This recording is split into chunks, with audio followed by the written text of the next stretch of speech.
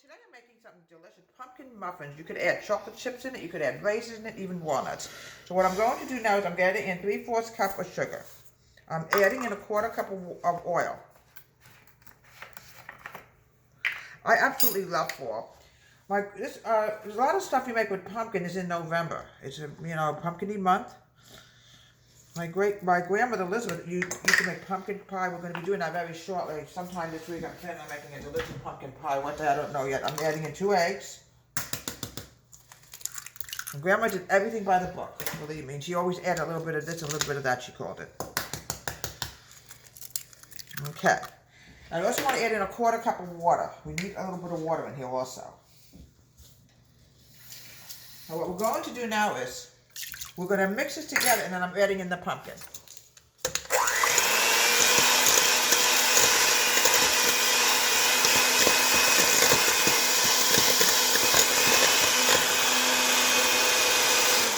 Now, the pumpkin. You could use canned or you can use fresh. It really doesn't matter. It's so delicious. It smells delicious. I love the smell of pumpkin. When I was little, we used to always carve our pumpkin, turn them into jack-o'-lanterns, and then we would save the seeds, and often I would take it over to my grandmother. We'd make pumpkin pie.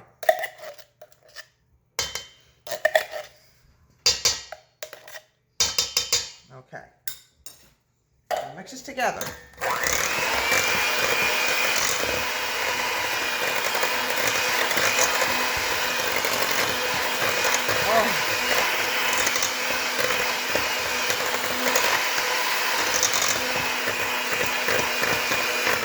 Oh, folks, it smells so delicious. You have no idea. Let's put this over here. Now we're going to go to the dry. I'm going to add in. I'm going to make sure I read this exactly right because it's got to be right to the T. 1 1/2 cups of all-purpose flour. Let's get rid of this mixed mash. Folks, we don't need it. It just gets in the way.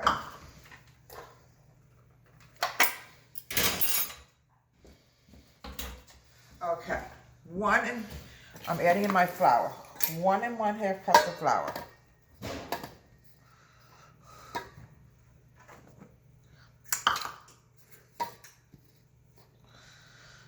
Yeah, this is the season for pumpkin, folks. Fall. I absolutely love this time of the year.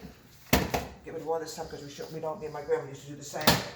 Now, I also want to add in my baking soda and baking powder. I'm adding in 1/2 teaspoon of soda.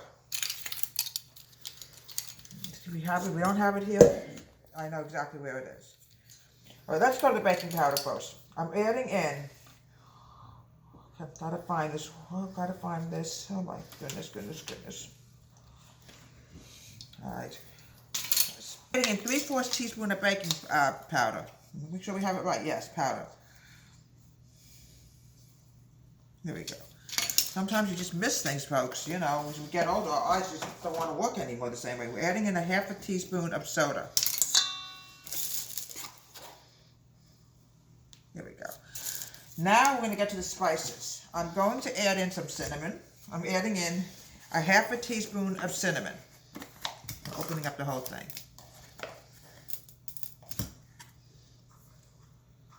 Oh, folks, you have no idea how good this smells. Oh. And I'm adding in 1/4 teaspoon of nutmeg. Just a little bit of nutmeg.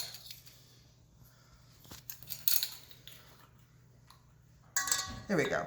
I just didn't see it for a second, and I just don't want to have this recipe not come out. We're going to mix the dry together, and we're going to add it into the wet. Or you can add the wet to the dry, but I prefer to do it this way. I like to add the dry into the wet. Here we go. Now, we're going to mix it together. A lot of arm movement, folks. Everything off this side of the bowls. You don't want anything on this side of the bowls.